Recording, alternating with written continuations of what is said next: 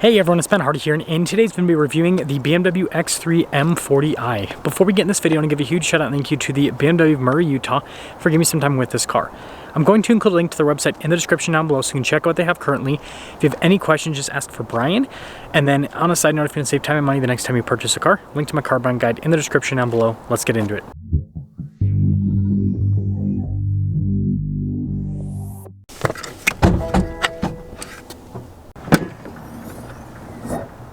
Under the hood, we have a turbocharged 3-liter inline-6 that goes through an 8-speed automatic transmission.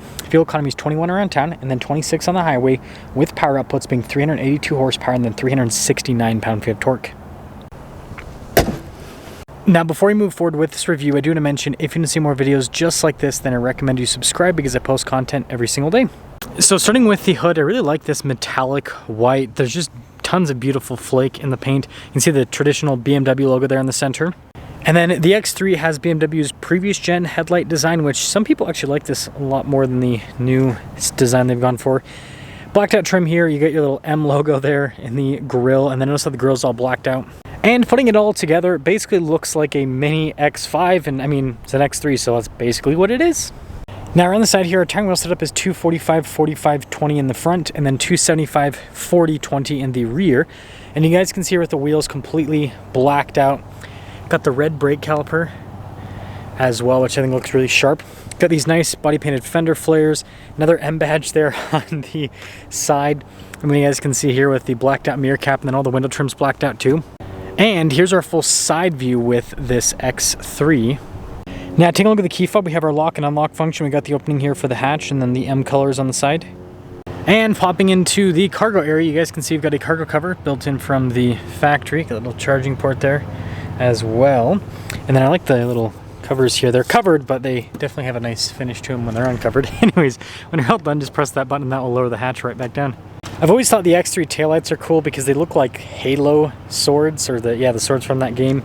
And then you can see with the rest of the badging here, and then look at those exhaust tips at the bottom, or the covers at least. But putting it all together, let me guys think about the overall design here with the X3. It'll be interesting to see what the next gen looks like with this. Now taking a look at the door panel, soft touch here at the top with the nice stitching. You see the carbon fiber trim and then more soft touch as well, and then some speakers here for the sound system.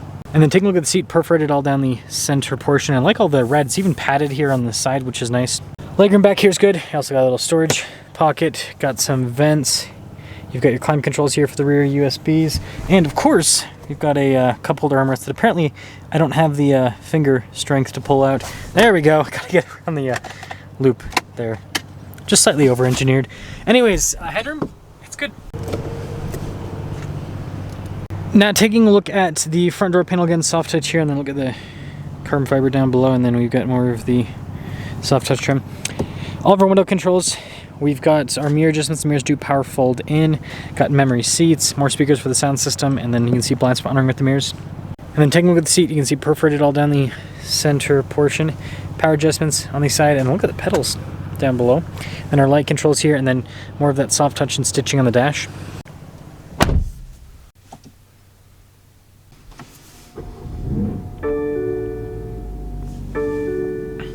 Now taking a look at the steering wheel, you can see soft touch all around, and you got the M colored stitching there in the center and an M logo at the bottom with our heated steering wheel button at the bottom as well.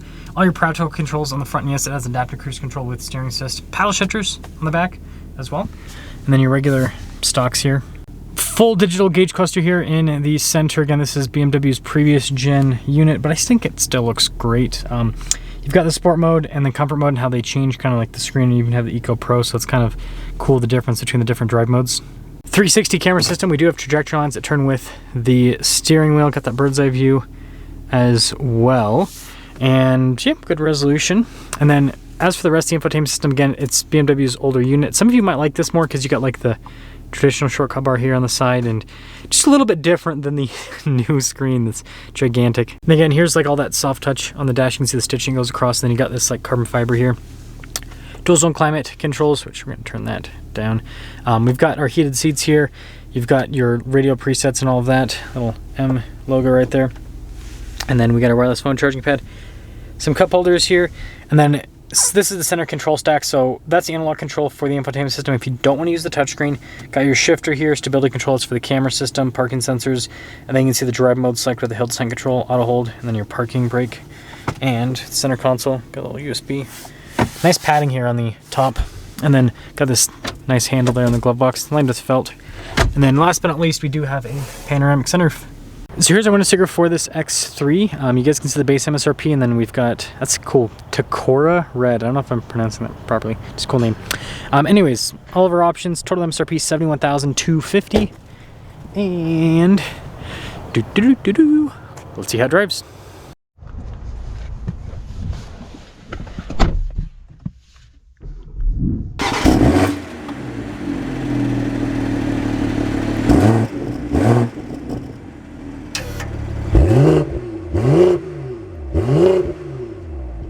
Well, let's talk about visibility before we set off.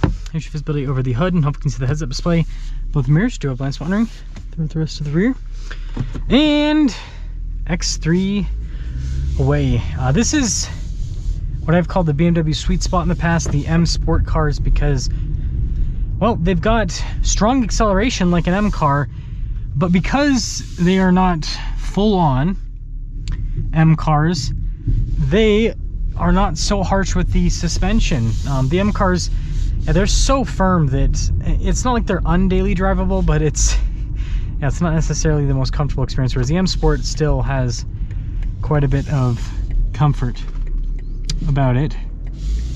And like I said, with the power, listen to that. Listen to that inline six. Strong. Now, funny enough, I just drove a new 5 Series. I'll let this minivan go because they're going. It's people in Murray. And it's crazy to see the difference in, like, this is good build quality, but like the new BMWs, they actually have much better build quality. It's very interesting to just see the difference between them. Continuing along here, pretty comfortable. Again, you have to think this is the 3 Series version of the SUVs, so it's more about being sporty, compact, rather than full-on luxury. If you want more luxury, you're gonna go, you know, that's where you go up to the X5, X7 range. Yeah, it's got so much torque. I'm interested to see how the suspension does over the train tracks here. Not bad. Not bad at all. So we've got the X3 in the sport mode here. Transmission's so, that's not me, that's the car. Transmission's so aggressive with this. And see how this inline 6 performs? Wow. Gotta love the B58, it's quick. Such a strong powertrain. Such a strong powertrain. It sounds good too. Just always has torque. That's the thing I really like about it. So, yeah, let's get into setting things up here with the X3. Like I said in the past, I do think the M Sport packages, I think it's like the sweet spot for BMW, because it's just, again, you get the power, but you also still get more comfort you get in an M car, and, you know, it's more affordable than a full-blown M car as well. And then when it comes to the rest of the vehicle, yeah, I mean, even though this isn't BMW's newest interior and exterior styling, I think it still looks great. I think it still has a nice interior, drives really well. So yeah, I think if you're looking for basically a luxury performance SUV that, yeah, I mean, it's gotten more expensive over the years, but, you know, it won't break the bank compared to a Porsche, for example. I mean, you look at a Porsche Macan and, you know, similar horsepower and everything, it's quite a bit more expensive. So let me know what you guys think about the X3, but I think maybe that'll be the title of this video, Porsche Killer. I definitely think that this has quite a bit for it over the Porsche.